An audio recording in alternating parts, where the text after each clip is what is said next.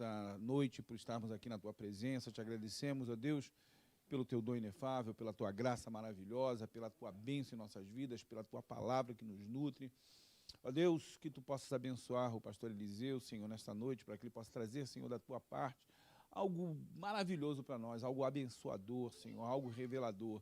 Que nós possamos, ó Deus, ter deleite na Tua palavra, Senhor, e que essa noite nós possamos receber uma parte, Senhor, dessa ministração maravilhosa do Teu trono. Que Tu possa, Deus, abençoar o Teu servo, guiar, ajuda, ó Deus, a ele nos guiar, Senhor, pelos caminhos das Sagradas Escrituras, para que possamos, ó Deus, beber a água preciosa, Senhor, da Tua fonte. Muito obrigado, Deus, por esta noite. Nós Te louvamos por tudo no nome de Jesus, Senhor. Amém. A paz de Cristo. É um prazer sempre estar aqui na Bereana. Costumo dizer que eu só não estou quando eu tenho algum evento, como foi o caso de sexta passada que eu falei no Congresso de Escola Dominical, mas sempre quando possível estou aqui, não só para ministrar, mas também para ser ministrado. Como é o nosso lema, quem não senta para ouvir, não pode levantar para falar. Eu trouxe um presente. Eu fiz uma palestra sobre livros monárquicos. Foi lá em Queimados. E a editora fez uma quantidade a mais. E aí eu tinha separado, mas como eu não pude vir na sexta passada, aí eu tenho aqui, eu trouxe para o pastor Ronaldo de Jesus. Está aqui. Se você quiser comprar, tem 4 só aqui. R$10. Já Queimados é longe. Ali aparece forma sintética, biográfica, analítica, de como estudar esse conjunto de textos que fala de Samuel a Crônicas. A ênfase de Samuel é eleição e rejeição, rejeição de Eli, eleição de Samuel, rejeição de Saul, eleição de Davi, a temática orbita em torno disso. Reis, a temática é a questão da divisão do reino e a questão política. Crônicas é a questão espiritual e a ênfase de Crônicas de 1 a 9 é um texto concêntrico dizendo que a ênfase são os levitas. Você pode observar em 2 Crônicas 20, outras passagens, vou citar Crônicas 20, que é um levita que profetiza. Então, a ênfase está no corpo levítico, porque é um livro pós-exílico. Esdras, que vai escrever Crônicas, a palavra crônica é as coisas omitidas ou esquecidas. Então, a ênfase vai ser no corpo levítico, que é a estrutura espiritual e liderança pós-exílio. Então, mais ou menos, de forma, são 56 páginas. Tá? Método europeu, porque você não vê o grampo, a forma grampeada ali. Mas ali, R$10. Estou me desses livros. Na verdade, domingo, eu vendi todos os livros, basicamente. Eu vendi 35 livros, só no domingo, de manhã. É bastante coisa, 35 livros. Então, foi bênção. Aqui tem o curso que já saiu pela faculdade, Teologia Essencial, são 6 módulos. Eu vou começar a gravar Reforma Protestante, Ruptura, Recomeço e Reavivamento. Já está pronto, material escrito 40 páginas. Vou começar a gravar já o outro. Se você quiser um módulo grátis, deixa depois aqui no final da aula seu e-mail, seu zap e seu nome, que eu te mando lá o módulo grátis para você fazer. Tudo bem?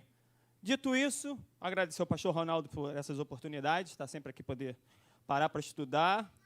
E esse trecho é bem interessante, que pega uma seção bem grande, 42, 72, e claro que eu não vou falar de todos os salmos. Eu retirei disso aí, principalmente o 42, o 51, como o próprio autor fala, e vou trabalhar os salmos messiânicos dessa seção. Apesar que você tem que acabar citando o 22, que não tem como não fazê-lo. Tudo bem? Então vamos lá. Livro dos Salmos, parte 2, Salmo 42 a 72. Vamos ver o que acontece a respeito dos salmos nessa nossa introdução.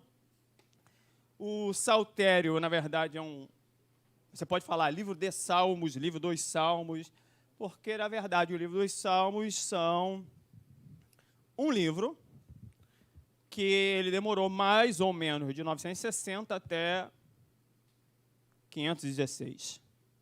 Porque você vai ter salmos pós-exílicos e salmos de Davi. Então, você vai ter uma seção de salmos muito grande, você tem um período muito grande de coletagem e organização desse para virar um livro final, que é o livro de salmos que nós temos hoje, com 150 salmos. Consequentemente, alguns salmos eles serão usados para expressar os sentimentos da nação antes do exílio, durante o exílio e no pós-exílio. Os 150 salmos que nós temos, nem todos são de Davi, mas como Davi é o músico por excelência, se atribuiu todos os salmos a Davi. Então, o que você vai fazer é que no Salmo 1 e 2, você tem um proêmio ao saltério.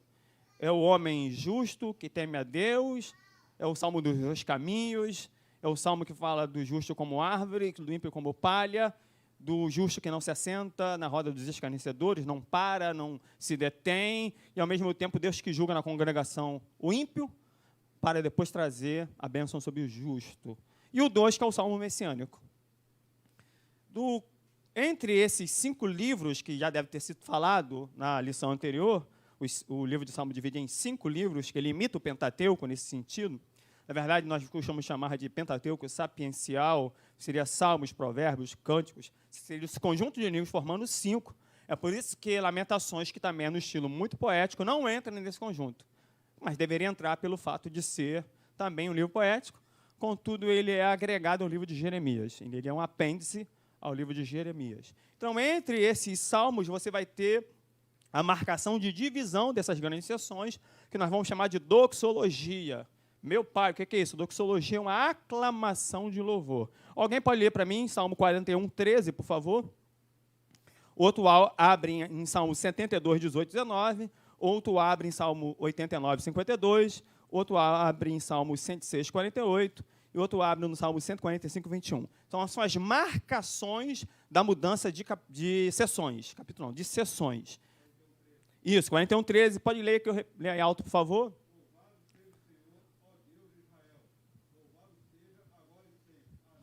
Louvado seja o Senhor, ó Deus de Israel, louvado seja sempre, amém e amém. Correto? Salmo 72, 18, 19, por favor. Depois eu repito aqui no microfone. Alguém pode lê-lo? Senão eu vou abri-lo. Bendito seja o Senhor Deus, o Deus de Israel, só Ele faz maravilhas. Salmo 89, 52. Por favor. Salmo 89, 52 diz: Bendito seja o Senhor para sempre. Bendito seja o Senhor para sempre. Amém. E amém. 2 améns. Salmo 106, 48.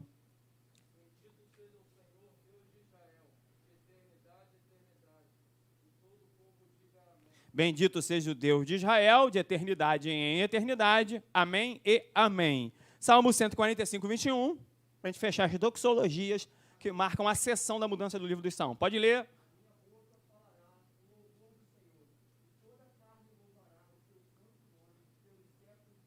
A minha boca falará os louvores do Senhor. Repete, por favor, outra parte. E toda carne louvará o seu santo nome pelos séculos dos séculos.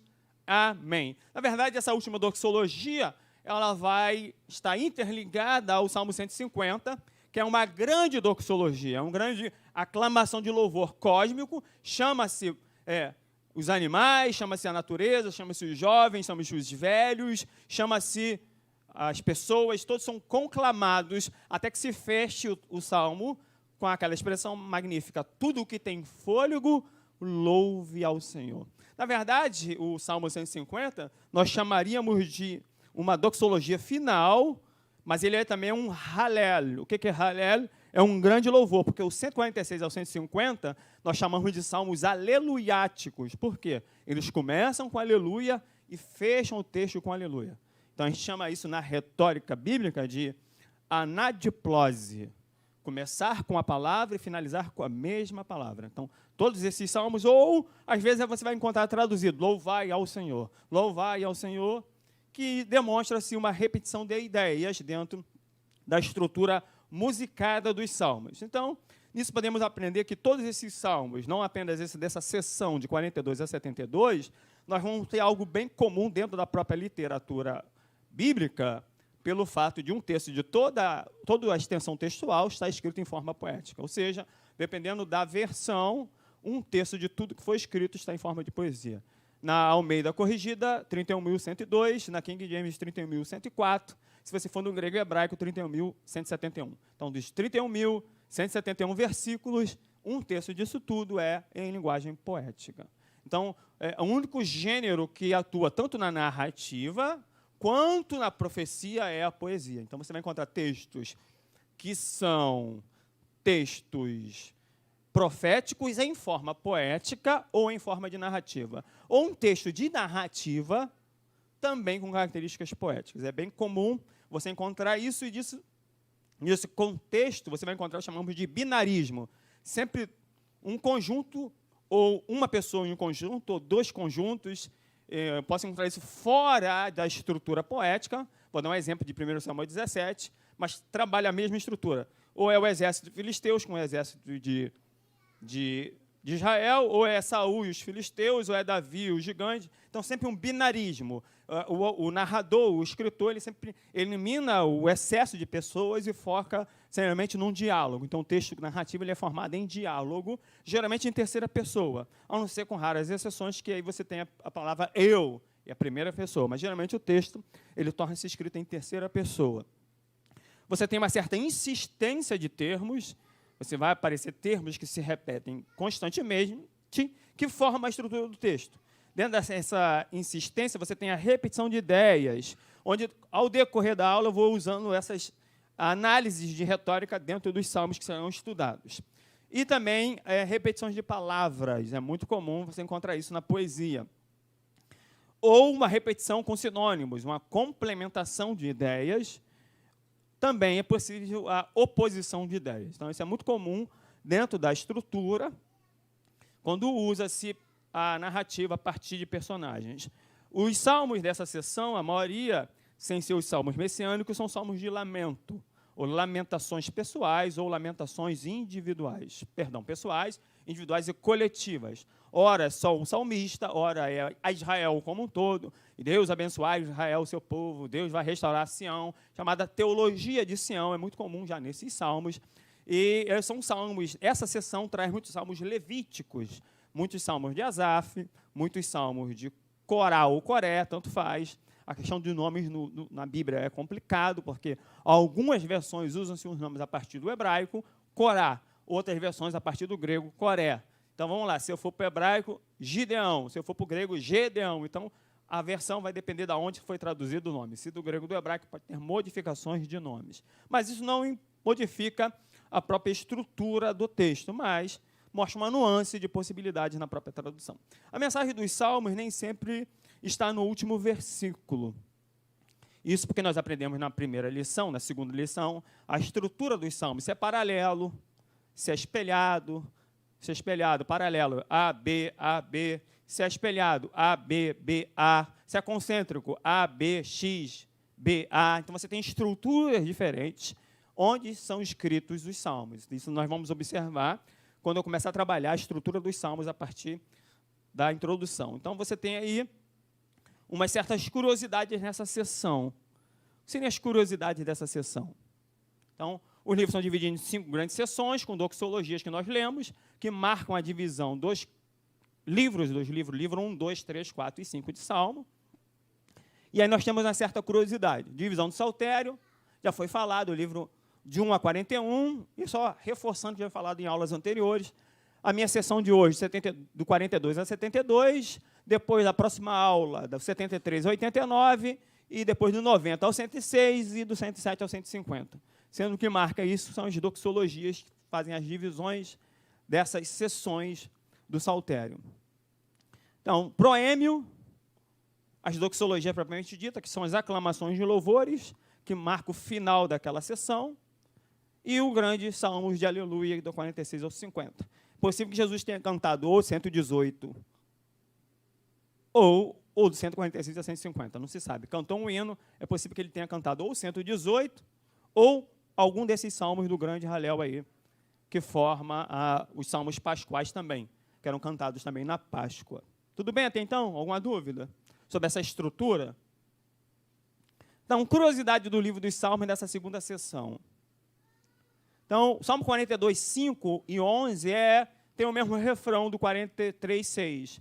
porque possuem o mesmo refrão, consequentemente, você só pode ler o Salmo 42 se você ler o Salmo 43. Então, alguns salmos você vai ter que ler junto, não tem como. O 111, com 22 versículos, formando um acróstico, cada letra do alfabeto hebraico das 22, em cada primeira parte do versículo. O 112 igual, com um acróstico, cada letra do alfabeto hebraico de 1 ao 22. Consequentemente, no meio do Salmo 111, o coração é o homem e no meio do Salmo 112 é Deus. Então, um salmo é antropocêntrico e o outro salmo é teocêntrico. Então, tem alguns salmos são necessariamente você tem que ler junto. Então, você tem o mesmo refrão, porque está batidas, ó minha alma, porque te perturbas em mim. Espera em Deus. Alguns autores vão dizer que esse possivelmente seria o tema central. Espera em Deus. Salmo 42, 43 fala da esperança em Deus. Depois ainda o louvarei na salvação da sua presença, porque são salmos onde os seus autores estão exilados. São salmos levíticos, onde os seus autores, o 42 é um levítico, anônimo.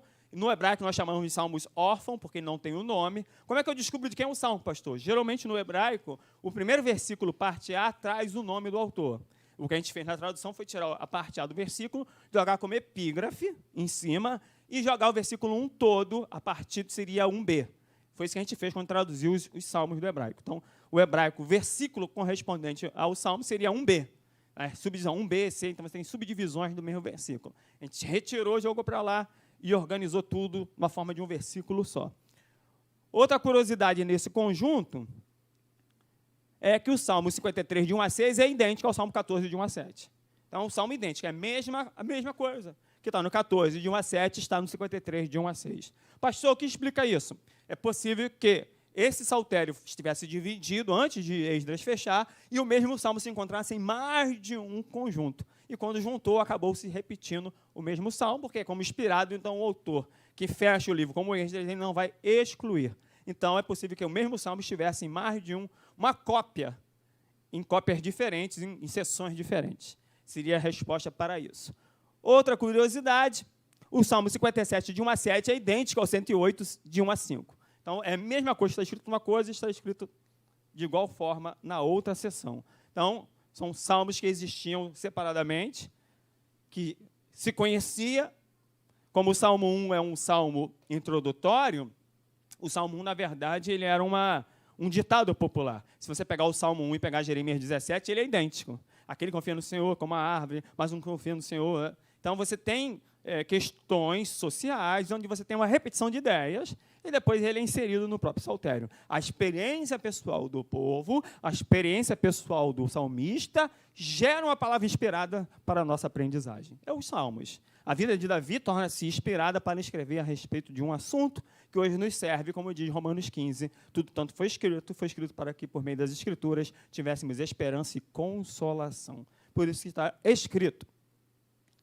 Salmo 60, de 5 a 12, é idêntico ao 108, do 6 a 13. Ou seja, o 108 ele é formado por dois salmos desse conjunto que nós vamos estudar hoje. Faz parte dos dois salmos, é a mesma estrutura. E o 70, de 1 a 5, é igual ao 14, do 13 a 17. Então, você tem repetições de 10, então eu te aconselho a lê-los e estudá-los, porque quando algo se repete, é porque é algo importante. Tudo bem? São as curiosidades dessa sessão. Vamos lá, o cristão e a diversidade seria o primeiro tópico da nossa revista. Então, nós vamos falar sobre a diversidade do cristão. Então, você tem salmos individuais, como eu já falei, como 51, 52, 53. Você tem salmos levíticos, 50, 66. Você tem salmos messiânicos, 45, 68, 69, 72. Apesar de ser um salmo de Salomão. E no final do salmo 72, algo interessante, eu vou abrir aqui para poder falar com vocês. Como eu já havia até explicado antes, o Salmo 72, se você ler no último versículo, ele vai falar que finda-se as orações de Davi, finda-se aqui as orações de Davi, filho de Jessé. Mas o Salmo é de Salomão ou é de Davi? A epígrafe diz Salmo de Salomão. Mas, como falei, no hebraico, a primeira parte do versículo está lá, para Salomão, ou de Salomão. A preposição ler no hebraico pode ser tanto para ou de. Então, pode ser escrito para alguém ou feito por aquela pessoa, de alguém, ou escrito em honra daquela pessoa. É possível também essa possibilidade na preposição lendo no hebraico. Então, começa com le shelomá, ou para Salomão, ou de Salomão, e depois ele continua a narrativa do Salmo 72, e no final diz, fim dessas orações de Davi, é possível que seja uma das últimas instruções em forma de música que Davi dá a Salomão quando ele é coroado como rei. Então, por isso, de Salomão, ou em honra a Salomão, ensinando que ele deve tomar algumas atitudes em relação ao seu reinado. Então, um salmo que complementa a ideia da monarquia escolhida por Deus em Salomão. Então, se você estudar a vida de Salomão, você tem que ler o Salmo 72, o 124, 127, que dá essas ideias. Então, o Cristão e a Diversidade, o autor da revista, o comentarista, ele vai trabalhar o Salmo 42, propriamente dito. Então, ele trabalha aqui, basicamente, são 2 salmos, 42, 51. Eu só organizei e coloquei os salmos messiânicos. Eu não poderia trabalhar os salmos sem trabalhar Jesus. Consequentemente, essa seção que tem salmos messiânicos 45, 68, 69 e 72, também iremos trabalhar durante a nossa aula. Então, o que leva à diversidade? O que leva o levita, o autor do Salmo 42, a trazer esse cântico triste? Então, nas grandes questões, se fizermos análise analítica, quem escreveu, porque escreveu, quando escreveu, aonde escreveu, os motivos que levaram essa pessoa a escrever dessa maneira, podemos tirar algumas verdades que podem nos ensinar a respeito do seu próprio autor.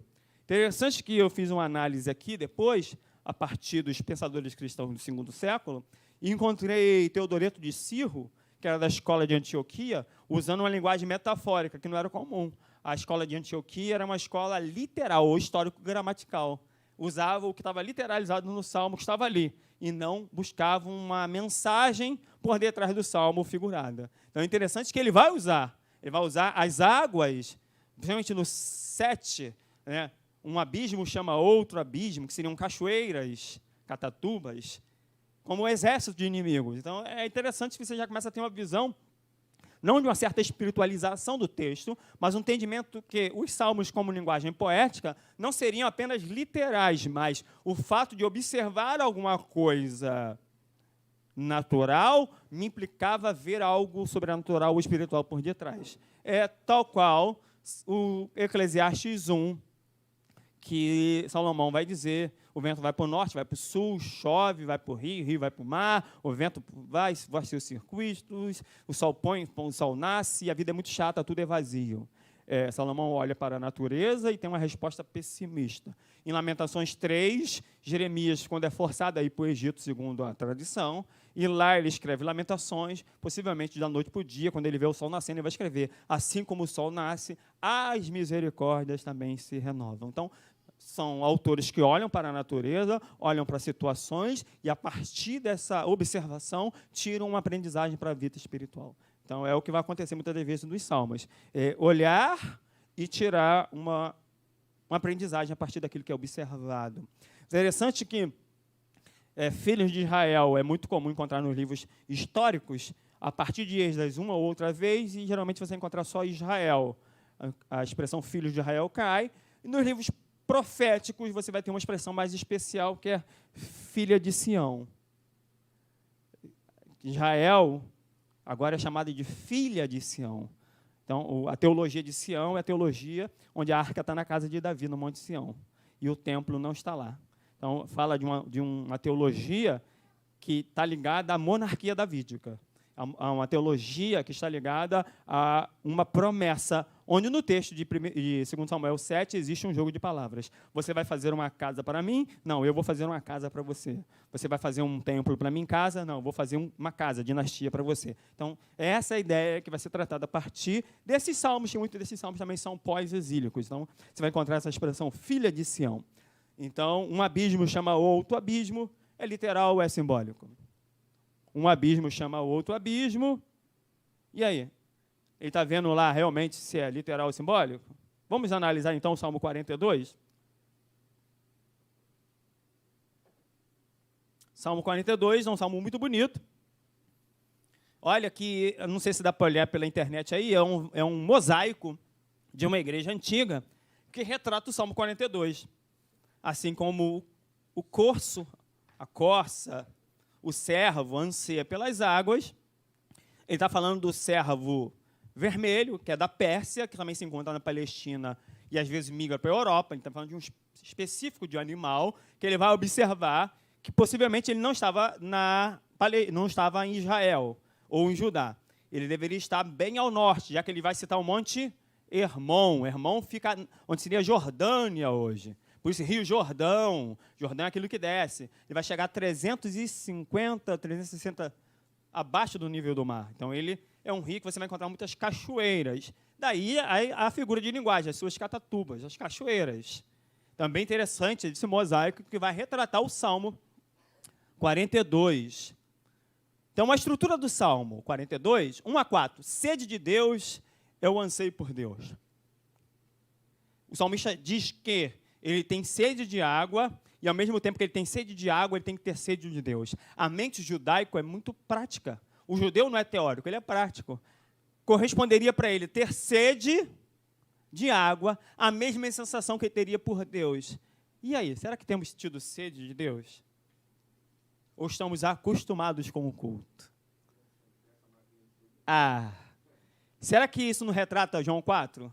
Porque a mulher samaritana começa falando de água, e lá na frente, depois de 19, antes de 19, ela vai falar, vocês dizem que tem que adorar em Jerusalém. Nós dizemos que tem que adorar aqui, no Gerazim. Porque Gerazim está ligado a Deuteronômio 27, 28. Monte Ebal, nas maldições, Gerazim da bênção. Vocês dizem que é lá. E aqui Jesus errou na água e errou na adoração, porque em espírito tem verdade. Então, será que a sede da mulher era água ou era Deus? Será que a sede do salmista era água ou era Deus? Como está a minha sede de Deus? Será que eu estou acostumado? O salmista está exilado, ele está fora de Jerusalém. Ele tem anseio de retornar ao culto. Quantas pessoas não prestam mais culto? Quantas pessoas assistem o culto? Quantas pessoas na pandemia não vão voltar ao culto, mas vão ficar desigrejados ou assistir o culto online? Falei isso na minha aula aqui e repito aqui. Deus é um, sim ou não? Deus é um, sim ou não? Sim, Deus é um em essência, 3 pessoas. Consequentemente, Deus é uma comunidade de 3 pessoas e a igreja só pode refletir o caráter da essência de Deus, da Trindade, sendo que a igreja só pode ser uma comunidade. Não tem outro jeito de ser igreja se não refletir a essência e o caráter de Deus como igreja. Se Deus é uma comunidade, a igreja tem que ser uma comunidade. Então, não existe crente em casa. Não existe crente isolado. Não, porque essa igreja, eu já até falei sobre essa questão, que é um sofisma, né? Você, igreja, é um sofisma. Porque só pode ser igreja se for comunhão. Em casa não pode ser igreja, que foi uma certa artista famosa que falou. E não pode ser falar que você é igreja para você ficar em casa, gente. Isso é loucura. Isso aí é o auge da heresia e de um erro, nem erro, de uma heresia, nem erro teológico, uma heresia grave. Porque eu, como igreja, só posso ser igreja no corpo, não fora dele. Eu só posso ser igreja quando o meu dom é interpessoal para o outro. Porque a temática de 1 Coríntios, ele começa falando sobre o culto ao líder, o culto aos heróis gregos dentro do líder, um é de Pedro, de Paulo, de Apolo, e ele vem trazendo a ideia de unidade, somos edifício, lavoura de Deus, aí vai trabalhando. Sendo muitos, somos um só pão, aí ele vai inspirar um pelo outro, no 11, fala da comunhão, da unidade, depois no 12 ele fala de corpo, e ele muda de dons para unidade, lá no final. Então, o tema central de 1 Coríntios é unidade.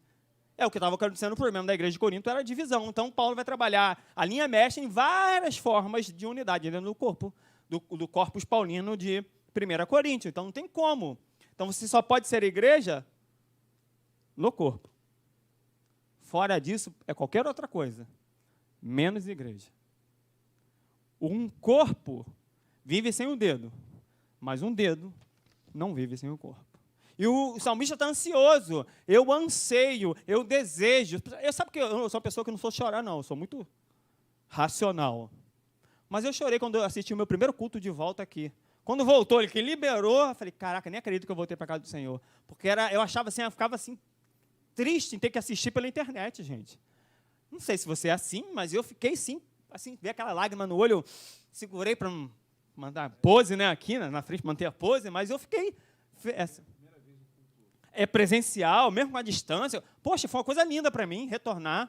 Afinal de contas, dia 2 de novembro, fazer 18 anos de casado. Poxa, eu vim para cá e namorava ainda. Namorei, casei, aqui, tudo aqui, gente. Então, a minha raiz está aqui, não tem para onde correr. Então, você sente a falta da comunhão dos irmãos. Não existe igreja sem milagre acontece, irmã. Hora que você também pode casar. Terra! Tá rindo aí, né? Então vou logo. Aleluia. Hora que você também pode sair. Senhor, ajuda essa pessoa que está na luta, na prova. Vou passando pela prova, dando glória a Deus. Então, a estrutura de 1 a 4. Anseie por Deus. Anseie Deus. Quando você se colocar na posição de ansiar Deus, desejar Deus mais do que tudo, Deus vai se revelar de forma maravilhosa e profunda. Não há outro jeito de reconhecer, de ver a grandeza dos mistérios de Deus, senão por uma busca incessante. Você acha que Paulo subiu ao terceiro céu como? Porque ele ansiava Deus. Ele até falava assim, eu prefiro morrer, mas se eu tenho que ficar aqui para dar fruto, poxa, agora eu morro, eu fico. Mas se é por causa de vocês, eu fico. Mas Paulo ansiava estar com o Senhor. E aí Deus o leva até o terceiro céu e mostra para ele coisas inefáveis. Quer chegar ao terceiro céu, sim ou não? Quer chegar no paraíso, sim ou não? Então vai ter um espinho na carne para você não ficar soberbo. Fica tranquilo. Mas Paulo não morreu, ele foi arrebatado. Mas para ele não ficar soberbo, Deus fala assim, Paulo, porque tem intimidade com ele? Paulinho, toma aqui um espinhozinho. Senhor, está doendo. Minha graça te basta. Fala, meu amigo. Eu não consegui entender esse salmo direito por conta desse S aqui, desse C aqui. Qual? Do servo, que é um animal. É um animal. Na verdade, ele olha o animal. Aham. Não, mas tá certo. Aí é um animal. Então, na verdade, você tem alguns salmos zoomórficos. Se não me engano, 69, debaixo das suas asas. Então, ele usa Deus com asas, que é a mesma ideia do Salmo 91. Então, você vai ter os inimigos como cães. Então, existe linguagem zoomórfica. Hã? Se quiser eu ser como pombo e voaria para longe. Então, você tem certa linguagem figurada. Então, as qualidades do animal são trazidas, por isso que é símile. Então, é uma metáfora, uma símile. Assim como o demonstra um comparativo. Porque, na verdade, os servos eles andavam em grandes extensões e só poderiam beber água no Vale do Jordão. Geralmente, isso faria com que ele andasse uma longa caminhada e tivesse muita sede. Consequentemente, como ele está exilado e andando, ele está com muita sede. Então, da mesma forma que você anda no deserto e tem sede no deserto, e você precisa de água para sobreviver, e diz assim, eu necessito de Deus para sobreviver. Eu quero Deus. Essa é a estrutura do Salmo. Refrão 5, ele vai dizer, por que te abates a minha alma? Por que te abates a minha alma? Eu vou abrir aqui na Bíblia, é que eu estou sem pouco espaço aqui. Você, para notar, eu sou uma pessoa muito espaçosa, apesar de ser magro. Ninguém riu, mas é. Eu ri por dentro, mas tudo bem. Estão rindo por dentro. Salmo 42, ele tem um refrão que vai repetir no 11.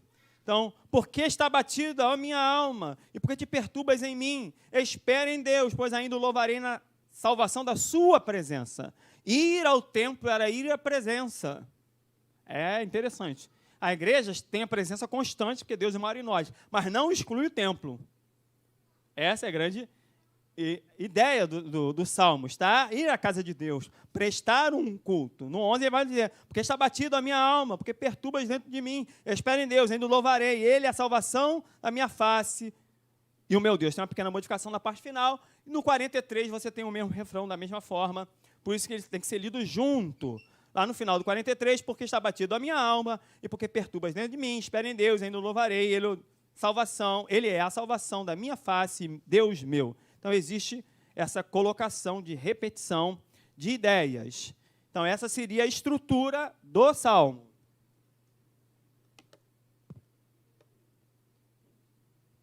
Agora sim, já estou organizado.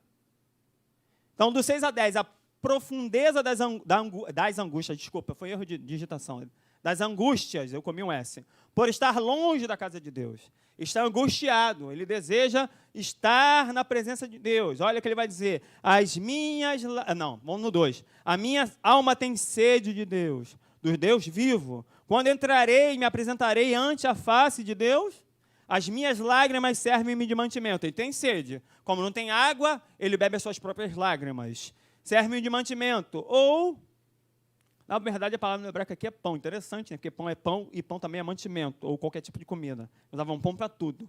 Mostra um alimento mais básico, dia e noite. Porquanto me dizem constantemente, onde está o teu Deus? Na verdade, ele veio estar num lugar onde as pessoas perguntavam por meio das imagens de escultura. Nós temos nosso Deus aqui, e você? Onde está o seu Deus? Cadê o seu Deus? Cadê a imagem do seu Deus? Aí ele vai responder, quando me lembro disto, dentro de mim derrama a minha alma. Pois eu havia ido com a multidão e fui com eles à casa de Deus, e com voz de alegria e louvor, com a multidão festejava. Aí ele vai repetir, porque está batida a minha alma. O meu Deus, dentro da minha alma, está batida, porquanto lembro-te de ti desde o Jordão, desde algumas versões em Hermonitas, na verdade é o monte Hermon, e desde o pequeno monte, que é o Mizar, é um montículo. Então você tem 2 montes. Então ele está bem onde seria o afluente do Jordão, lá onde o Jordão começa, onde seria a atual Jordânia. Contudo, o Senhor mandará de dia a sua misericórdia, à noite a canção comigo, a oração, o Deus da minha vida. Ele vai dizer, não, meu Deus não é essa imagem. Meu Deus transcende isso. Nada pode conter o meu Deus. É o que Deus vai falar a Salomão. Nem os céus dos céus podem me conter. Mas a partir de agora, aí vem a promessa, estarão atentos meus olhos à oração deste local. O templo de Salomão não preenchia a magnitude de Deus, mas há uma promessa do local que é consagrado a ele. Desde agora, os meus ouvidos e meus olhos estão voltados para este local, onde é consagrado o meu nome. A igreja, o templo onde nós nos reunimos, é um local consagrado a Deus. Então, certamente, se era no templo de Salomão, hoje em dia, você pode vir orar na igreja, que os olhos de Deus e os ouvidos estão atentos também aqui na casa do Senhor. Então, ele vai dizer, ele era afrontado, como ferida mortal nos meus ossos, como se tivesse com os ossos esmigalhados. Os meus adversários dizem, onde está o teu Deus? Então, as pessoas perguntam, onde está o teu Deus? De alguma maneira, esse salmo ele faz uma análise a Jó. Não é isso? Onde está Deus que permite que você sofra? Aonde está Deus que permite a maldade no mundo? Onde está Deus que permite que crianças inocentes morram? Onde está Deus que permite que essas coisas aconteçam? Deus permite que a vida siga o seu curso. Na verdade, nós murmuramos e reclamamos, como diz Salomão em Provérbios, de que se queixa um homem, senão dos seus próprios pecados. Todos os pecados da humanidade e todos os problemas sociais e econômicos são decorrentes do pecado.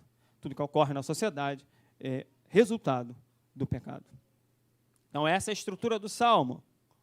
Refrão de novo, ele vai repetir o refrão quando fecha essa ideia. Porque está batido a minha alma, porque está batido a minha alma.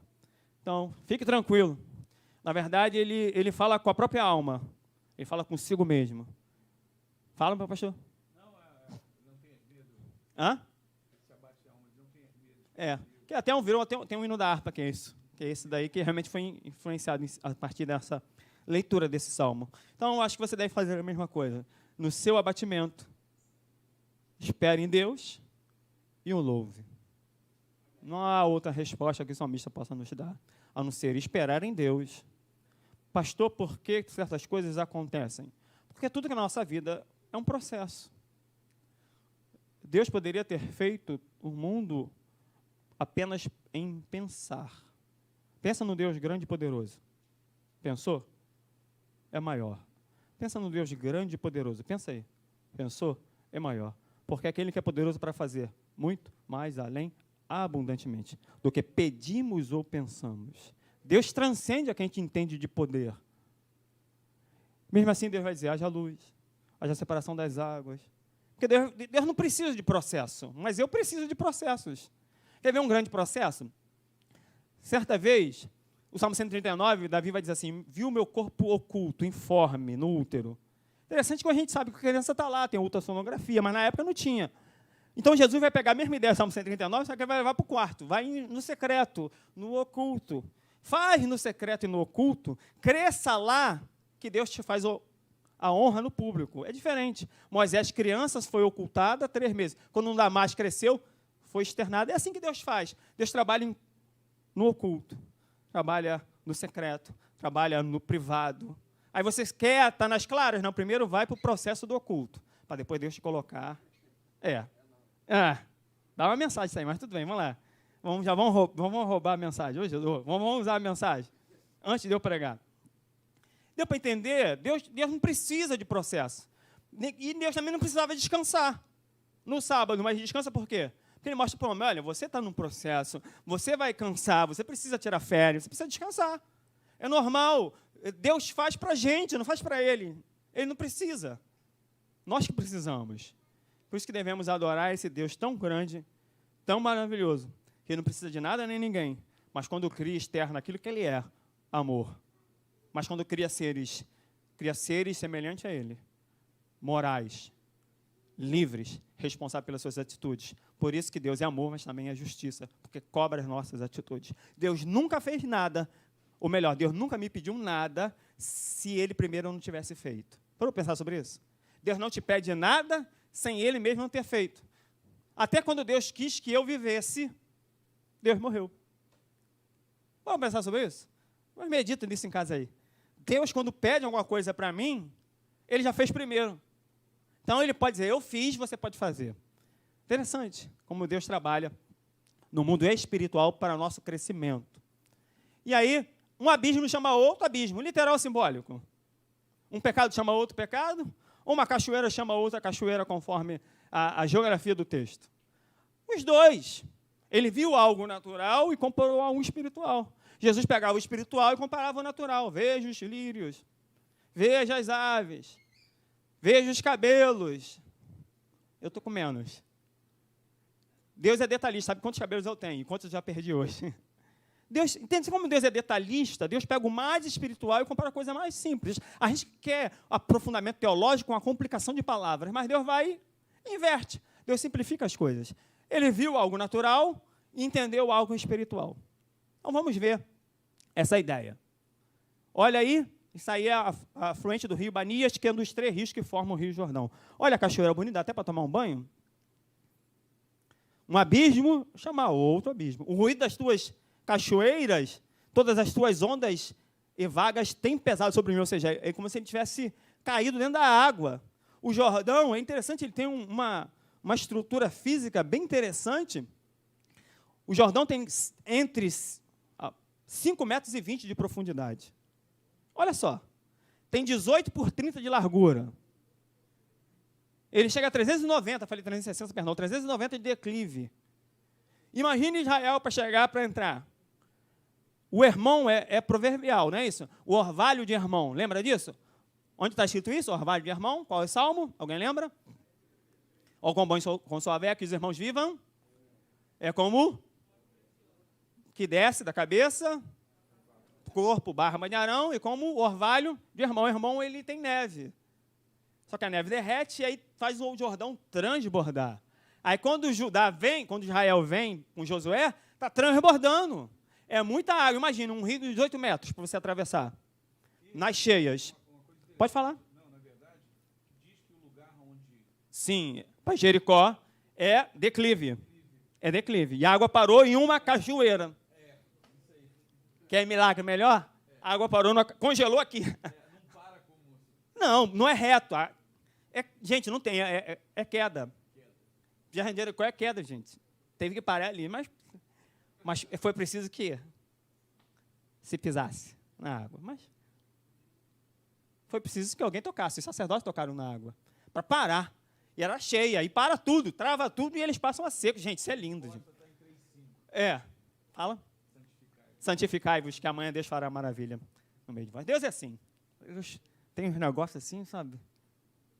Parece até loucura. Mas pode dizer, Deus pegou o louco. Até a pregação do evangelho parece loucura, né?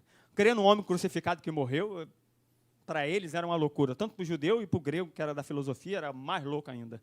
Mas Deus nos salvou pela loucura da pregação. Então, ele viu o natural e por trás do natural viu o espiritual. Atualmente, Israel faz rafting no Jordão, olha só, que bonito. Essa foto bem atual aí, eu tirei de um site lá da Jordânia, lá, que pega na fronteira da Jordânia com Israel, só fazendo rafting pelas várias cachoeiras que ele tem. É bem interessante. Um abismo chama outro abismo, literalmente, mas um pecado chama outro pecado. Uma incredulidade chama outro tipo de incredulidade. São características espirituais e naturais da geografia. Aqui você vai ter o vale, né? São 3 rios, Rasbane, Banias, e você tem um rio Dan, que é mais ou menos para cá. Formam algo da Galileia. Aqui é o Lê, seria o Lê, Galileia e Mar Morto. Se você notar aqui, você tem uma cadeia montanhosa, é mais baixa ainda um lago. É por isso que daqui deserto o vento é quente, e de cima, quem tem neve, o vento é frio. Consequentemente, o encontro de duas massas de ar quente e fria faz tempestade. É por isso que você tem várias passagens que tem tempestade no lago. É simples, gente. É uma questão de geografia. Então, o Rio Jordão é formado por 3 rios, Rabane, Banias e Dan. Porque também é um lago características de mar, por isso é chamado de mar. É enorme. E isso é bem interessante como isso vai trabalhar. O Jordão vai aumentando a partir do Vale de Jaboque, que é o vale que Davi foge de Jeroboão, de Absalão, ele passa por aqui, e também Jacó encontra-se nesse Vale de Jaboque. Então, tem 2 histórias ligadas no mesmo local. Quando Davi foge, não é Covid não, tá, gente? É alergia. Não, onde pergunta que eu estou tossindo? Vou beber uma água aqui, é alergia, eu tomei até um antialérgico.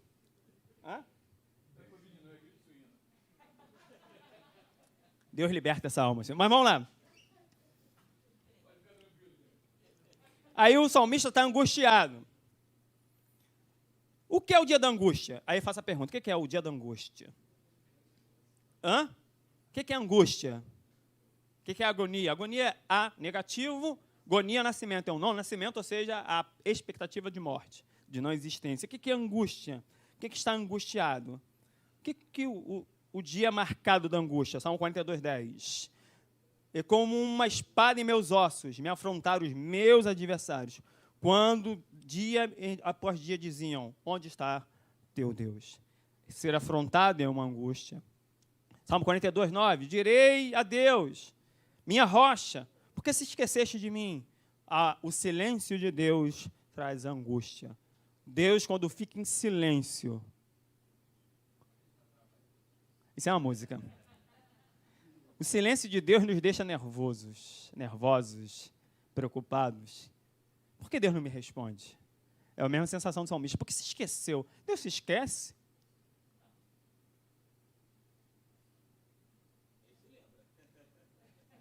Mas se ele se lembra, se esquece.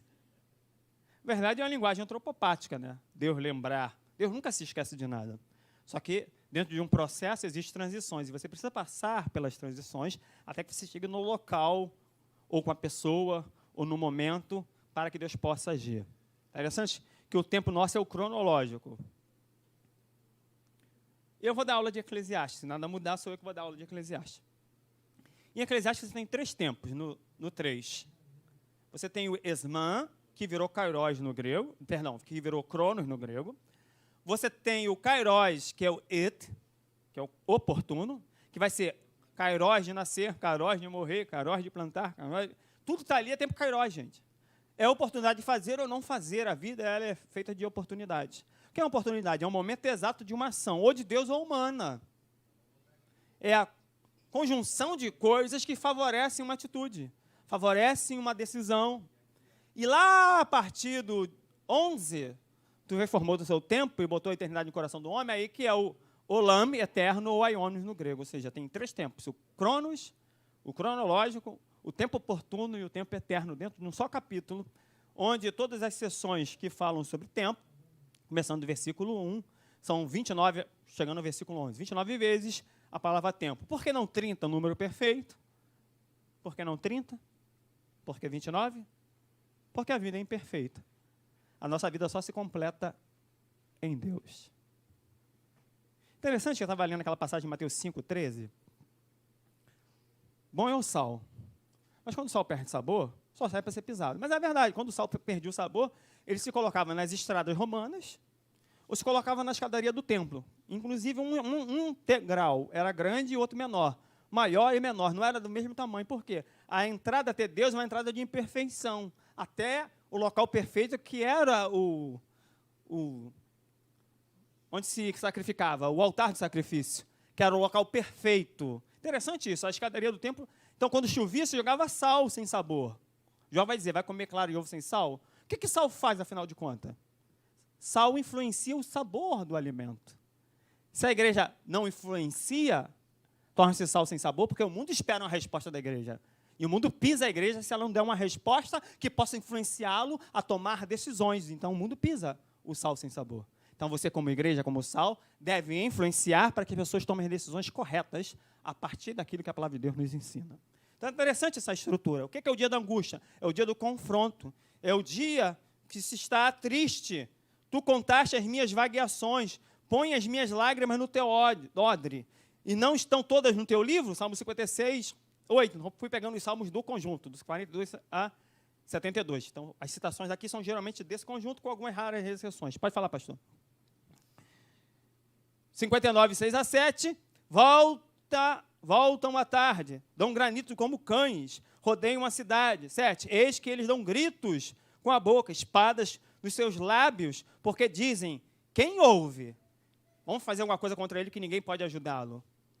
Fala que o salmista está numa situação de desvantagem, está sendo oprimido, está sendo perseguido, mas geralmente todos os salmos que trabalham assim, os últimos versículos tratam uma adoração e um agradecimento a Deus que Deus vai fazer alguma coisa. Geralmente se trabalha desta maneira. Que é o dia da angústia. O dia da angústia do cristão reflete de alguma realidade menor, aquele que Cristo sofreu, sim ou não? Sim ou não? O que o cristão passa hoje, no dia da angústia, pode refletir o que Jesus passou numa escala menor, sim ou não? Sim ou não? Olha só, não, eu botei essa pergunta por causa de Colossenses 1, 24. Olha só o que está escrito lá. Escuta Colossenses 24, então. Lembra que o teólogo, ele pensa em como organizar o texto. Regozijo-me agora no que padeço por vós, e a minha carne cumpro o resto das aflições de Cristo, pelo seu corpo, que é a igreja. O que faltou Jesus sofrer? Então, por que Paulo diz que está cumprindo aquilo que Jesus não sofreu? Gente, isso é algo que a minha mente não... Jesus deixou de sofrer alguma coisa? Sim ou não? Por que Paulo vai dizer? Padeço no meu corpo o resto das aflições de Cristo. Gente, isso aqui é algo que demonstra a confrontação, a angústia, a agonia num alto grau. Colossenses 1, 24. Pode falar, pastor Arnaldo. A heresia do Alex vai falar agora. Oh. Não, é só para a gente ter cuidado, os irmãos que estiverem estudando, por isso que é perigoso a internet, né?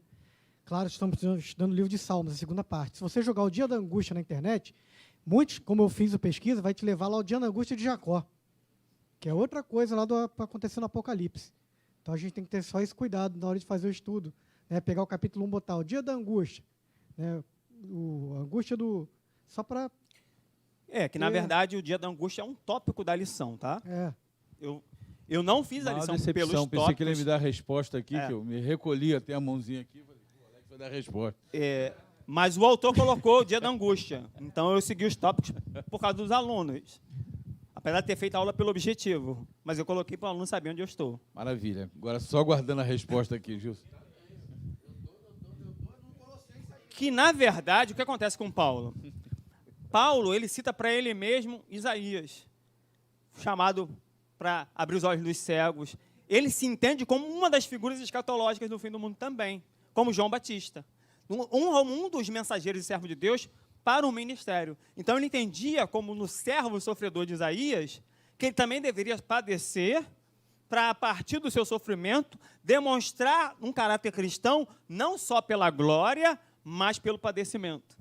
Porque a temática de Jesus, o autor vai trabalhar isso, é a perseguição aos cristãos.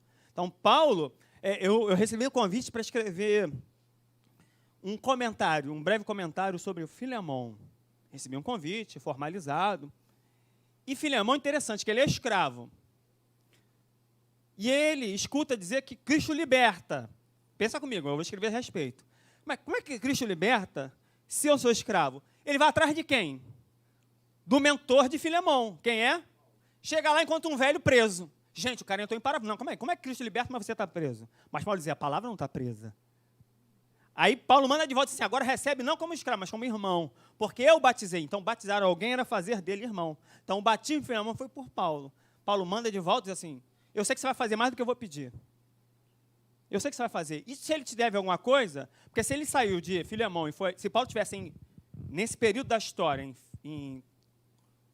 em Corinto, ele andaria mais ou menos a 45 quilômetros. Se ele vai para Roma, ele não pode pegar a rota principal, porque ele era escravo fugido. Então ele tem que pegar, ele vai andar mais ou menos 6 meses até chegar a Paulo. Para chegar lá, ver um cara preso. Numa cadeia. Velho. Aí ele começa, mas como esse Cristo liberta? Aí ele vai entender que a libertação não é física, é uma libertação espiritual. Veja, talvez a chave disso para a compreensão do pessoal seja no próprio nome do escravo. Sim, útil. Não, Onésimo, útil? Fala. não, ok. Fala. Não, qual é o seu Não, na pensamento? verdade é o seguinte, ele diz o seguinte, ele fala exatamente isso. Esse que era fugido e era inútil, Que era inútil torna-se útil. torna-se útil. Recebe-o como irmão. É. Só É que aí é diferente. interessante que ele, dentro de Filemão você tem chamado gênero epidídico. É um gênero de valores.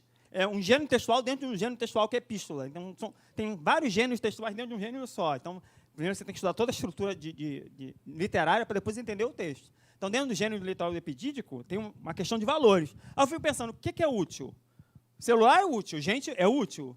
Então, o que eu faço com ele? Eu descaracterizo, transformo em objeto? Como é que é? Paulo trabalha essa questão de útil. Na verdade, ele faz um jogo de palavras. O que parece ser inútil pela perda é útil pelo ganho, porque ninguém poderia obrigar alguém a aceitar Jesus. Se converter. Já pensou? Filemão é o pastor da igreja de Colossos. Interessante. Mas ele não libertou os escravos. Aí, Filemão, como é que ele pode dizer que tem um Cristo que é liberto e não liberta ninguém?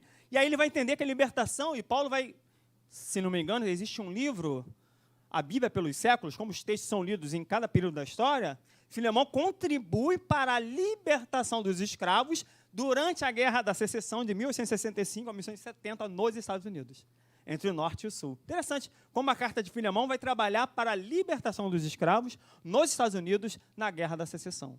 Existe um livro, mas esse livro não está em português, a releitura dos textos através dos séculos, como o texto é lido em cada período da história e como o contexto ajuda a interpretar o texto. Então, você vai ter um texto com várias interpretações.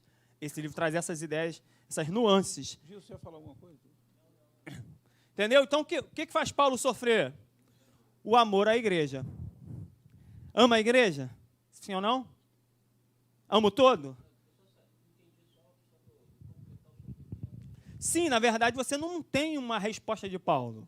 Porque em Gálatas ele vai dizer, trago no meu corpo as marcas de Cristo. Então, ele sempre vai trazer a ideia dele em uma prefiguração de Cristo. É por isso que no 11 ele vai dizer, sede meus imitadores, como eu sou de Cristo. Então, ele sempre ele faz uma adequação de vida e morte em Cristo. Por isso, essa linguagem pesada. Coparticipante dessas aflições. Sim. Não significa exatamente que ele vai sofrer igual. Ou, na verdade, que as nossas aflições serão em relação ao outro. Sim. Quer dizer, vão em sentido do outro. Eu não vou sofrer por sua causa, como Cristo padeceu por nós.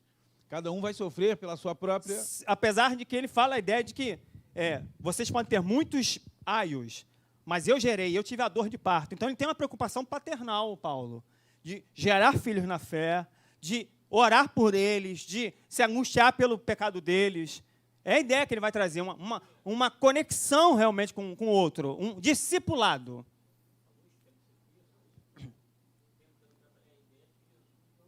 Não cumpriu nada, mas na verdade ele cumpriu tudo. Não, na verdade é uma hipérbole. É uma exageração do texto para chamar a atenção dos leitores ou ouvintes para dizer, olha, eu padeço por causa de vocês. Vocês devem fazer a mesma coisa pelos outros. Fala de um discipulado. É se preocupar, é orar, é gerar filhos na fé. Na verdade, porque na verdade a carta de Colossos é uma carta que trabalha muito Cristo, mas num sentido de enraizado, que foi o nosso tema, enraizado, edificado, fala de uma edificação que está ligada ao discipulado. Então não tem como fugir daqui sem o todo, que é o discipulado. Então a ideia dele é, sofra para manter aquelas outras pessoas mais fracas na fé. Aquele que não tem fé, come legumes. O que tem fé, come a carne. Mas se eu fazer meu irmão pecar, eu deixo de comer carne. Ele fala de uma autoprivação por causa do outro. Então, ele fala muito assim, é o outro, não eu. É quase uma autoanulação de Paulo para que os outros possam ter uma vida cristã decente. É algo bem interessante, mas a gente precisaria só de estudar Paulo como um todo para chegar a outras conclusões a respeito. Isso aqui foi só para te fazer pensar. Será que sofreu? Não. Cristo sofreu tudo que foi necessário, mas Paulo se demonstra numa conexão de estar ligado ao outro pelo amor. Então, são as características desse tópico. O que fazer quando a adversidade chega? Externize fé, externize esperança. Não tem outra forma de vencer. Porque ainda o louvarei. Fala de fé, fala de esperança, fala de confiança. O Senhor é a minha salvação. Fala de fé, fala de confiança, fala de esperança. Estarei na linha face do Senhor. Deus vai mudar a situação. É isso que você pode fazer no tempo da sua adversidade. O grito do ímpio, o que é que o ímpio faz? Esse grito aí não é um grito contra a pessoa do justo. Os ímpios gritam, os ímpios têm línguas como espada, têm dentes como faca. Então você tem uma figura do ímpio como cão, como touro, como leão. Então figuras de linguagem que demonstram o ímpio sempre contra o justo. E o lamento do justo, um grito de deboche. Antigamente era assim, vai Bíblia. Eu sou crente desde novo, que a gente botava a Bíblia. Vai homem do livro preto. Sério, já vi gente tacar lixo no outro. Vai para a igreja suja que eu quero ver. Já vi coisas assim, já vi coisas. As pessoas afrontarem os outros. Interessante que o irmão Zé, uma vez foi pintar a igreja, quando meu pai dirigia a filial. Eu deveria ter 10 anos, mas eu me lembro disso. E o irmão Zé deixou aquela calóia, aquela que tem um aro redondo. Essa nem é da minha época, eu não lembro, é Barra Forte. A Alex tinha, porque a Alex é velha. E aí roubaram a bicicleta do irmão Zé. Mas fizeram na maldade mesmo. O crente está lá, vou zoar o crente, vou levar a bicicleta do crente. 6 meses, o irmão Zé ficou assim, meio estressado, falando umas coisas bonitas, né? Filho de Belial, filho de Jezabel, daí para baixo, meu irmão. Eu acho que o cara ficou assim, quase que o Guadarena entrou no irmão Zé. De raiva porque levaram a bicicleta do irmão Zé. 6 meses passaram, tinha a época, foi feita uma campanha, um mês do sangue. Parecia uma chacina, carnificina. Né? Sangue de Jesus, era tudo sangue de Jesus. Sangue, louvor de sangue, pregação de sangue, estudo de sangue. Gente, era muito sangue. Meu Deus do céu. E aí chegou uma pessoa no final do culto que queria falar com meu pai. Aí perguntou assim, quem é o pastor aqui? Ah, sou eu. Não, há 6 meses eu roubei a bicicleta que estava aqui. Só que tinha uma Bíblia na bicicleta e eu comecei a ler a Bíblia. E aí eu comecei a chorar porque eu estava lendo a Bíblia. E aí eu me converti lendo a Bíblia. Eu vim pagar a bicicleta, mas não vou devolver a Bíblia. Então, a Bíblia é suficiente, meu irmão, para mudar vidas. Não precisa ser atualizada, porque já é atualizada. Já está atualizadíssima aí, como já é pronta. Ela é suficiente para fazer você se converter de verdade, te confrontar, te mudar, te purificar. E o ímpio vai gritar, e aí, Bíblia, e aí, cafone, e aí, na sua fé? E você vai dizer, Deus vai mudar. Deus vai fazer. O ímpio grita contra nós, mas quem no final dá a palavra é Deus. Fique tranquilo. Então, aí esses salmos de lamento, você tem 54, oração individual por livramento e salvação. 55, oração individual devido à conspiração a Aitofel. 56, confiança em Deus que livrará do ímpio. 57, exaltação a Deus pela sua salvação. 58, confiança em Deus que julgará o ímpio. 59, oração ajuda devido à traição. Observação do salmista, que estão olhando que o salmista fala. Interessante essa questão, como o salmo é tratado, e a vida do personagem também é tratada. Se você pode analisar, Davi foi traído por Aitofel, Salmo 55, 13. Ele vai dizer, um que era amigo meu, que comia comigo, ia no culto comigo, levanta o calcanhar. Aí Judas faz a mesma coisa, que está lá em João 19, 14. Jesus vai citar o Salmo. Davi sente-se abandonado por Deus, Salmo 22, 1, Jesus. Mateus 27, 46, Deus meu, porque me desamparaste. Ele vai citar o Salmo 22. Davi serviu de escárnio para os inimigos, Salmo 22, 7. Jesus serviu de escárnio. Tu que destrói o templo, tu que desce da cruz, faz alguma coisa. Da mesma forma. Então, a vida do personagem torna-se profética, completando a ideia de Jesus. Todo o texto gira em torno de Jesus, até o que os personagens viveram para demonstrar o que Cristo também viveria no futuro. Os filhos de Coré, inspirados, demonstram que Jesus ia ensinar, Salmo 49, 4, como em parábolas. Está lá, abri minha boca em enigmas, em parábolas, Salmo 49. E aí, o que vai acontecer? Em Mateus, capítulo 13, versículo 10, Jesus só ensina ao público por parábolas. No privado que ele vai ensinar, sem ser por parábolas. Interessante como os salmos completam aquilo que Jesus deveria viver. Jesus era zeloso pela casa de Deus. O Salmo 69, 9 vai dizer, o zelo da sua casa me devorou. Jesus está purificando o templo lá no 2 de João, aí ele vai citar, o zelo da sua casa vai me devorar. Então ele vai citar os salmos. O Salmo é o livro mais citado do Novo Testamento. Davi está angustiado, um gosto de fel e vinagre na boca. 69, 21, Jesus disse. Quando Jesus está lá, tenho sede, levam véu e vinagre para Jesus beber. Então, os salmos também completam as ideias. Interessante essa questão. Davi fala em um desfile entre os perdedores e presentei os irmãos que guerrearam com presente, Salmo 68, 19. Paulo vai usar o mesmo salmo para falar da igreja. Interessante isso. Efésios 4, 8, 1 a 11 vai dizer, levou cativo o cativeiro e deu dons aos homens. Aí vai dizer os dons nos ministérios. E Davi é um cortejo e Davi vai dando presentes, dons às pessoas. Ele vai pegar um fato histórico e demonstrar um fato espiritual por detrás do fato histórico. Jesus triunfou, despojou as potestades, mostrou que ele é soberano sobre todos e todos aqueles que estavam no céu, na terra e debaixo da terra. E aí, quando ele ascende, levando cativo o cativeiro, o seio de Abraão, os que estavam ali esperando pela esperança e morreram em algo melhor, que eram os heróis do Antigo Testamento, ele dá dons à igreja, que são os ministérios. E um chamou para apóstolos, profetas, evangelistas, pastores e mestres. Interessante como os salmos combinam entre si. O que mais que acontece com Jesus e os salmos? Os filhos de Coré cantaram a eternidade do trono de Jesus. Salmo 45, 8 a 3. O trono subsiste para sempre, de eternidade, eternidade. Eles vão se envelhecer, mas tu não. Aí Hebreus vai dizer a mesma coisa, a eternidade do filho. Ele vai falar a mesma coisa. Hebreus 1:8. E o filho, aos anjos, quem os anjos disse? Teu trono, ó Deus, vive para sempre. Então, um fato histórico é transformado no fato profético. Lembrando, a Bíblia é histórica e profética. Interessante. A questão, o salmo do casamento, o salmo de núpcias, como alguns salmos demonstram, fala a noiva, casando, a igreja como noiva. Então, você tem essas ideias sendo refletidas nos salmos. No salmo que Davi canta a Salomão sobre a eternidade do reino, que é o 72, é o mesmo salmo que vai aparecer a eternidade do reino. Apocalipse 20. Então, as ideias do Salmo são repetidas. Inclusive, Apocalipse 19 cita o Salmo. Eis o tabernáculo de Deus dos homens. É um Salmo, gente.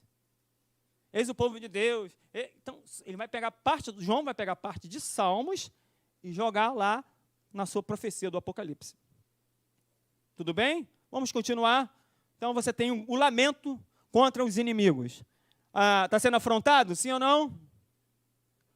Salmo coletivo de oração por livramento. Interessante, ele começa com um salmo individual, fecha com um coletivo, uma oração individual, uma oração coletiva, um salmo de confiança, e o centro é uma exaltação a Deus. Não importa o problema que você passe, sempre exalte a Deus. A última resposta pertence a Ele. 3, o pecado de arrependimento da vida cristã, e o autor vai falar sobre o Salmo 51, que fala do Salmo de Davi. Antes que alguém me pergunte, já vou logo antecipando, que existe aí um zoom aí de algum pregador a respeito do Salmo 51:5, eu nasci na iniquidade e em pecado gerou minha mãe, dizendo que Davi poderia ser fruto de uma violência ou filho de uma mulher prostituta. Então vamos acabar com isso aqui, porque peixe gera o quê? Cachorro gera o quê? Gênesis 5:3, Adão vai gerar o quê? Pecador. Então, Davi vai falar do pecado que está nele, na inclinação que ele tem para o pecado. Não tem nada a ver que ele foi filho de uma... Então, isso aí é a mutilação ou o texto. Então, antes que alguém me pergunte, não tem nada a ver com isso. Isso aí é uma forçar o texto para tentar mostrar uma coisa nova. Então, a estrutura do Salmo 51, 1 e 2, a petição para perdão. Ele se sente indigno, mas busca benignidade. Interessante que a palavra benignidade... ela tem 16 traduções, hesed, pode ser amor leal, misericórdia, ela tem uma infinita possibilidade de traduções. Então, ali eu sou indigno, eu não mereço, mas o Senhor pode fazer alguma coisa por mim. Isso aí antecede a justificação pela fé. Eu não posso, mas eu sei que o Senhor pode. Interessante como Deus trata com Saul. E eu parei para analisar esse salmo com mais calma, e na parte de estrutura dele daqui à frente, a gente vai dar uma olhada, uma coisa bem interessante. Do 3 a 6, a confissão de pecado. Pequei, estou suja. Então, muitas vezes ele vai falar, me lava com esopo, me purifica. Ele está sempre com a ideia de alguém que está sujo, alguém que precisa passar por uma mudança, uma transformação na própria mente, algo assim que não é apenas algo externo, mas tem que ser algo profundo. do 7 a 12, restauração pela purificação da mácula do pecado. Ele fala de renova em mim um espírito reto. Ele pede algo que nós vivemos hoje. Um novo coração. É basicamente fazer do nada. É o mesmo verbo, barar, criar do nada. Senhor, sei que você pode fazer do nada um novo coração, que seja um coração não pecador, mas um coração que seja temente a Deus. Um coração inclinado não para o pecado, mas um coração que é inclinado para amar a Deus, para obedecer a Deus. Porque você ama, sim ou não? Ama a Deus?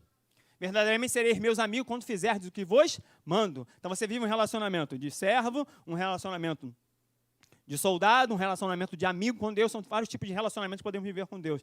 Mas ser amigo, não chama mais de servo, mas chama de amigo. Ou seja, a amizade com Cristo faz com que eu tenha que obedecer os princípios que Ele estabeleceu.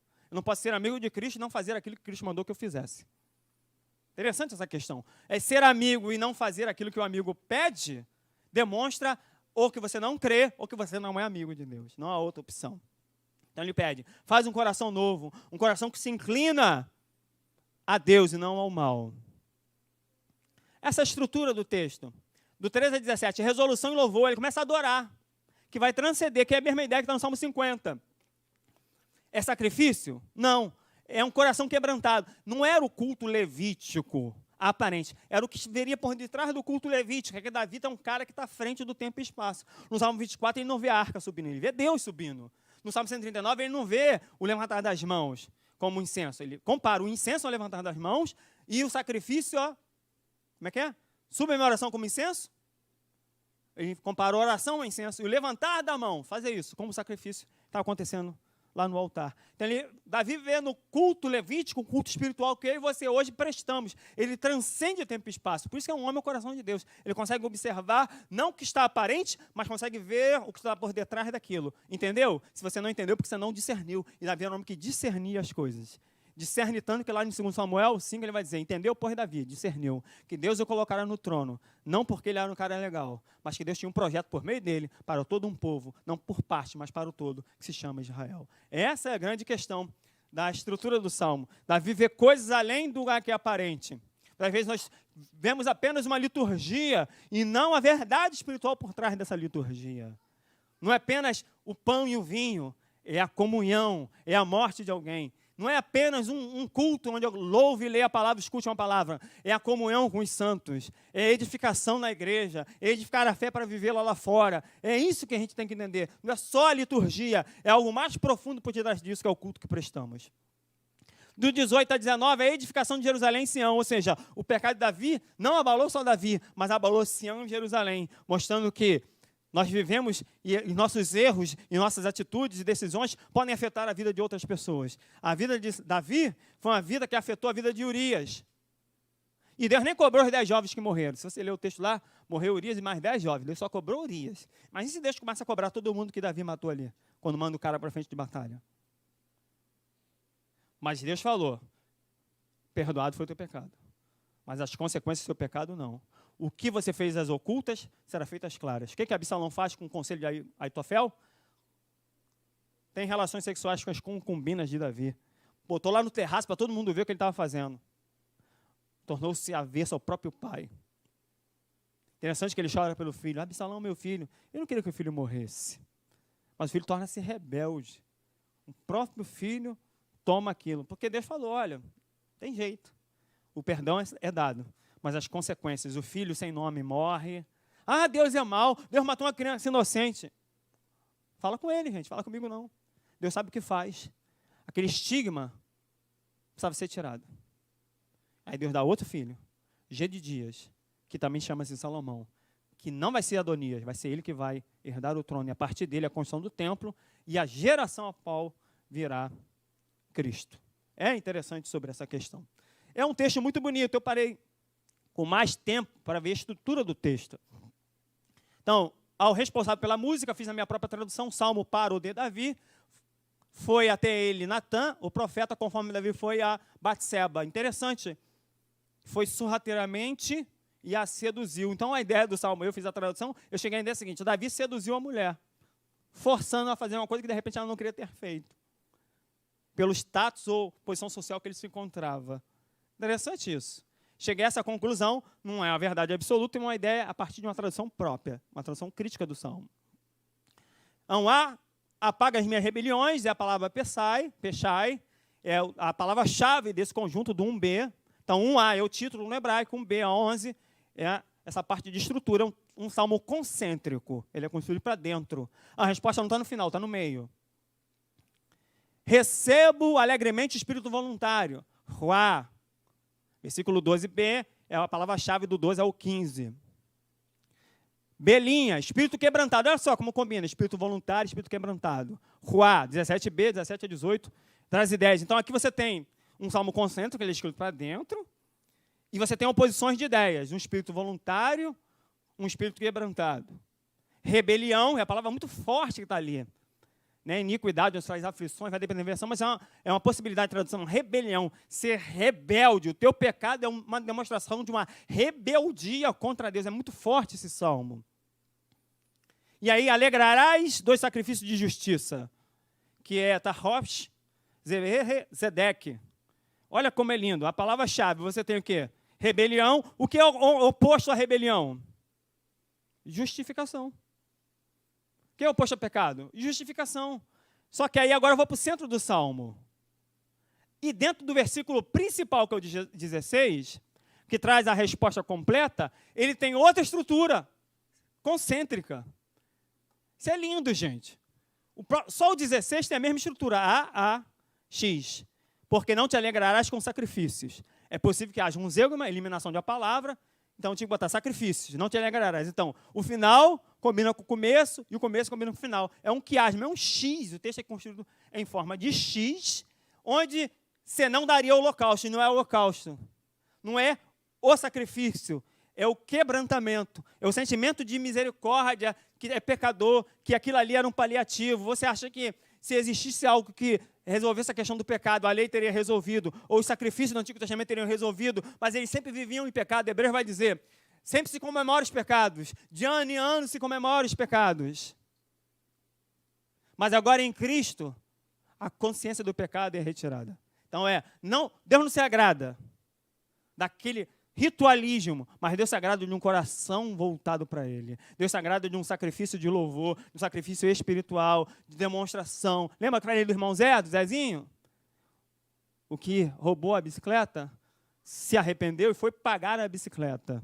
A Bíblia ficou para ele, mas foi pagar a bicicleta. Ele corrigiu um erro do passado. Não tem como aceitar Jesus e deixar um rastro do passado sem... Está tudo lá, bagunçado.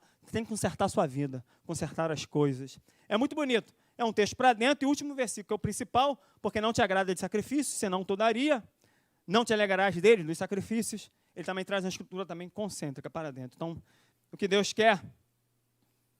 Nossa fidelidade, a nossa lealdade, o nosso amor. Quando faço as coisas pelo senso de obrigação, sou como um escravo. Mas quando faço as coisas pelo senso de amor, eu saio do status de servo para filho. Lembra a passagem de Lucas 15, sim ou não? E eu já estou caindo para o final, lembra? Quando o filho volta, ele quer ser o quê? Escravo, servo. O que o pai manda fazer? Não, meu filho. Primeiro que ele vai correr, nenhum homem velho corria. Ele vai correr até o filho. Demonstra que ele não tem vergonha de quebrar paradigmas sociais. Que, na verdade, antes que eu procurasse Deus, Deus me procurou. Interessante. A graça de Deus, a fé vem pelo ouvir a palavra de Deus. Tudo começa em Deus e tudo termina em Deus. Tudo começa na graça e termina na graça. Ninguém merecia nada. Deus simplesmente decidiu salvar todos aqueles que crescem. É simples assim. Nada que você possa fazer pode trazer a salvação por mérito ou por obra, mas simplesmente por crer. E aquilo que você crê, transfere-se o que é de Cristo para você por meio da fé. Chama-se imputação da justiça. Consequentemente, tudo está em Deus. Tudo começa em Deus. E quando o filho chega, eu quero ser servo, o pai diz, não, você é meu filho. O que o pai faz por ele? Mostra que ele é livre. Como? Coloca sandálias. Depois, mostra que ele tem uma nova natureza. Como? Na roupa. E o anel é colocado na... Ou no? Dedo? Dedo? Não, mão. Abre lá, você vai ver. Está na mão. Abre Lucas 15, vamos abrir. Anel na mão. Que é esse, pastor? Vá. É o texto, ué. Não, vou explicar. Vou explicar. Se fosse para colocar no dedo, estaria dedo, gente. Mas o texto é tão perfeito que fala a mão. Não tem para onde correr. É o texto está à esquerda. Eu não posso mutilar o texto. Tem que explicar o texto. Versículo 22. Mas o pai disse ao seu servo: trazei depressa o melhor vestido, vestilho, põe um anel na mão. Está aqui, não é isso? Sim ou não? Na mão. Então não é dedo, é mão, gente. Mas por que é na mão e não no dedo? Porque quem põe a roupa nele é o servo. E ninguém que tem menos autoridade que você pode te revestir de autoridade. Só um rei pode coroar um príncipe. Um escravo não pode coroar um príncipe. Os servos não podem botar o anel no dedo de um príncipe. É colocado na mão. Para que da mão a própria pessoa coloque nela mesma. Ou o pai venha e coloque nele. Então Deus é um Deus de princípios. E se é um princípio de autoridade que ele recebe retornando a ser filho, alguém que tem menos autoridade não pode te dar. É a mesma coisa na consagração. O diácono, um pastor consagra um diácono, não, ao contrário. Quando você vai ao pastorado, um pastor, presidente, outros pastores, impõe a mão sobre você. É o princípio da autoridade. Deus não quebra os seus princípios de autoridade, nem nas parábolas. Por isso o anel é na mão. Porque ninguém que tem menos autoridade que você pode te revestir de autoridade. Só alguém que tem mais autoridade que você. Da mesma forma, nos Salmos, quando o salmista vai lamentar os problemas, ele reconhece que a autoridade máxima é Deus e pode mudar a vida dele. Isso, nós vamos para as considerações finais. Ninguém me perguntou nada, graças a Deus. Eu tenho 5 minutos. Pode perguntar aí na internet? Pode, eu respondo. Se eu não souber, o Alex responde.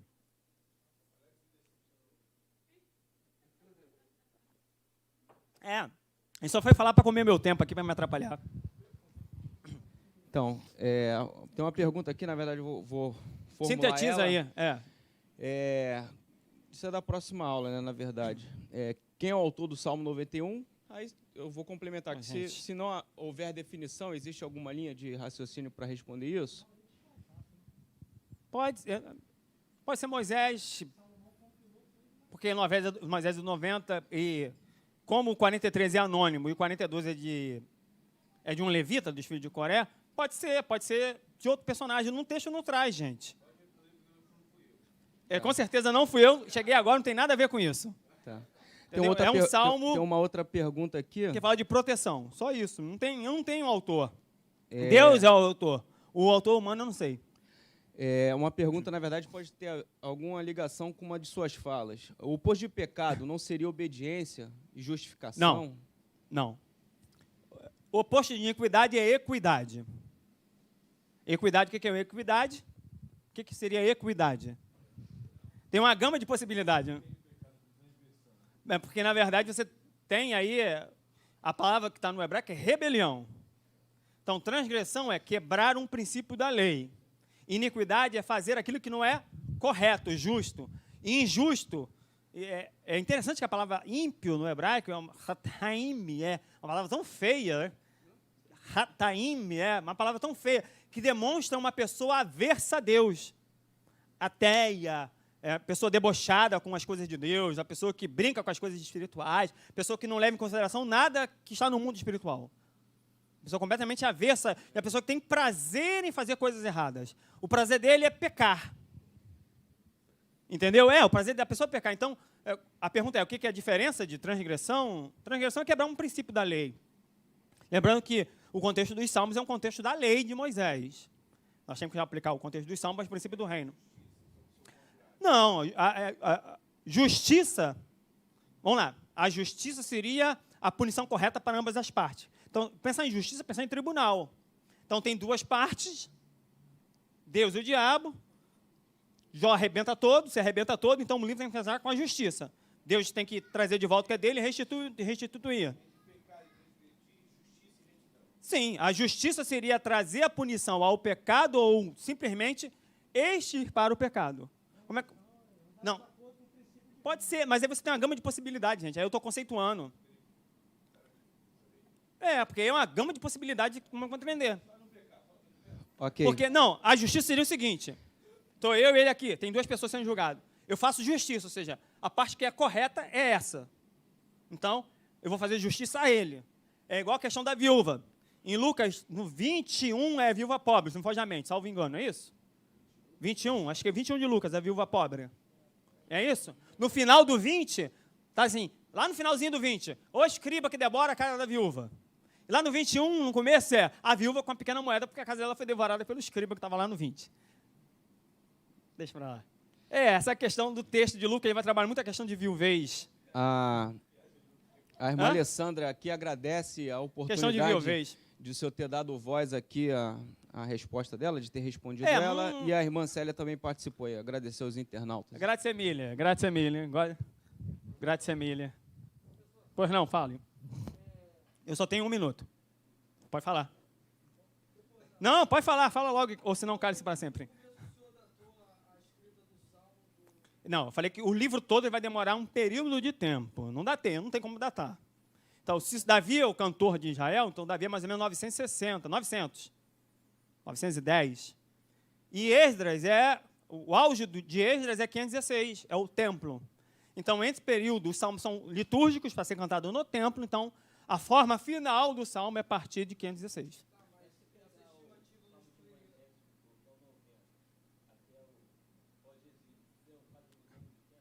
Pode ser, mas aí é aquilo, a preposição ler no hebraico é tanto de, ou em honra de, ou para. Então, pode ser alguém que escreveu em honra de Moisés, escreveu com alguma coisa que Moisés falou, mas escreveu para Moisés depois, então, eu não tenho como definir data de salmo, então torna-se difícil. Por dados assim você não tem, é igual Provérbios. Começa com Salomão e os homens de Ezequias. Então, você tem, Ezequias são 700. Eu não posso afirmar. Está lá, a preposição ler é tanto de como para. Então, salmo de Davi ou salmo para Davi. Pode ser, gente. Então, lembrando que a minha parte é tradução. Então, tradução eu tenho as possibilidades. Eu não posso forçar o texto. Igual o dia do Senhor. Pode ser um dia para o Senhor. Um dia para o Senhor julgar. Um dia para o Senhor recompensar. Então, o hebraico nunca fecha a questão. É sempre aberto. Eu não posso afirmar. Está datado como ele, ou alguém deu a ele, ou é dele. Então, isso são deméritos, não é demérito do texto, é questão pequena. Não é importante é quem escreveu, como Jó. Quem escreveu? É importante que está lá, foi inspirado para estar lá. Essa questão de quem escreveu ou não escreveu, porque você vai ter muitos salmos, são lindos, são anônimos. Eu não vou afirmar, não. Não, também não vou afirmar. Segundo o que foi vendo pela tradição para a gente, Davi escreveu 72 ou 36 salmos. Então, isso aí não é... Você não vai mudar nada com isso, gente. Hã? Você não vai mudar nada com isso. O importante é a mensagem que o texto traz. Entendeu? O importante é isso. Porque senão a pessoa vai ficar, de Davi, mas tem essa possibilidade de não ser, aí você fica conjecturando. Isso não altera o teor da mensagem que Deus se utilizou, ou seja, de alguém que falou em nome de ou do próprio que falou, né? Isso é por menor. Exemplo, quem escreveu o Evangelho de Marcos? Quem escreveu o Evangelho de Marcos? Então, tá... Pedro falou e ele escreveu. Então, seria de Marcos ou de Pedro? Vai depender, gente. Então, são coisas que não vão levar a nada. Mas é interessante, né? Marcos é o único evangelho que o jovem foge nu. Já leu lá? É melhor fugir nu como José para não pecar, do que fugir nu com medo de ser discípulo. Porque, na verdade, ali é a fuga daqueles que não entenderam o discipulado. O evangelho de Marcos é um evangelho do discipulado. Então, essa é a questão. Melhor fugir nu como José para não pecar do que fugir nu por vergonha de ser discípulo. Mas tudo bem. Marcos também tem a única questão que a mulher pode pedir o divórcio. Então, é exatamente por conta da questão da lei romana. Sim, porque Marcos escreve para os romanos. E é o único que diz assim, dizei a vossos irmãos e a Pedro, que eu vou diante de vós na Galileia. Porque Marcos tem uma preocupação com Pedro, da restauração de Pedro. Essa é a grande questão. Então, são os nuances do evangelho. Amém? E deve sair ano que vem. Eu tenho um livro de 300 páginas sobre Mateus, né, Marcos? É Mateus. Deve sair ano que vem, eu já estou fechando, 300 páginas. Eu não sei como escrevi tanto, gente. Alex não sai de 10 páginas. Mas aí fiz uma análise muito bonita de Mateus, estrutura. Está amarelo, não pega um sol. Eu sou branco, gente. Deixa eu fechar minha aula. Sempre na jornada cristã. Sempre, sempre, sempre, sempre. Teremos problemas, teremos adversidades. Estaremos tristes. Estaremos como levita exilado. faremos coisas, teremos inimigos. Quem são os nossos inimigos? O diabo é nosso inimigo. 1 João 3,8. A carne é a nossa inimiga. Romanos 8, 3-6. O pecado é o nosso inimigo. Por isso, Salmo 119, 11. Coloquei no meu coração a tua palavra para não pecar. O mundo é nosso inimigo. João 4, 4. O mundo é contrário a Deus. A morte é o nosso inimigo. Por que inimigo? Porque Paulo vai dizer em 1 Coríntios 15, 26, o último inimigo a ser vencido é a morte. Se você parar para pensar, a palavra aparece também, é a mesma palavra que aparece em Gênesis 14, 20, os inimigos que Abraão vence na Batalha dos Reis. Então, tudo isso é contrário, porque a morte é algo antinatural. O mundo é um sistema organizado pelo diabo. O pecado é a consequência da rebelião contra Deus. A carne é a natureza que eu tenho, que é contrária à lei de Deus. E o diabo é aquele que fez tudo isso acontecer. Mas Deus nos dará todas as vitórias. Não haverá nada que possa nos deter. Hebreus, se me foge a mente, 3, 9, salvo engano, diz: mas acerca de vós, esperando coisas melhores. Então, esperamos coisas melhores de vocês. Até a próxima aula. Deus abençoe em nome de Jesus. Se quiser o curso, a parte grátis, põe aqui seu número, seus dados. Se você quiser comprar R$10, ele vem tudo, os meus materiais agora vem tudo assim. Tudo fechadinho, R$10. É. Chique não é outra coisa. Desculpa, né? É diferenciado, né? Tudo certinho. É o que o senhor tem, pastor, é o que o senhor tem. Tá? Deus te abençoe, obrigado pela oportunidade. Pastor Gilson, por favor.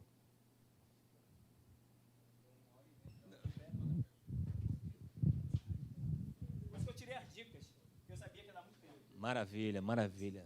Glória a Deus. Oremos. Nosso Deus e nosso Pai, no nome de Jesus, queremos te glorificar pela vida do pastor Eliseu, ó Deus, pela tua graça, unção que tem, ó Deus, sido manifesta através do seu ministério, da sua vida, que o Senhor possa cercá-lo de bênçãos, de prosperidade e colocá-lo no lugar para o qual o Senhor designou. E sobre nós esteja a tua bênção. Nós te louvamos por tudo, em nome de Jesus. Amém.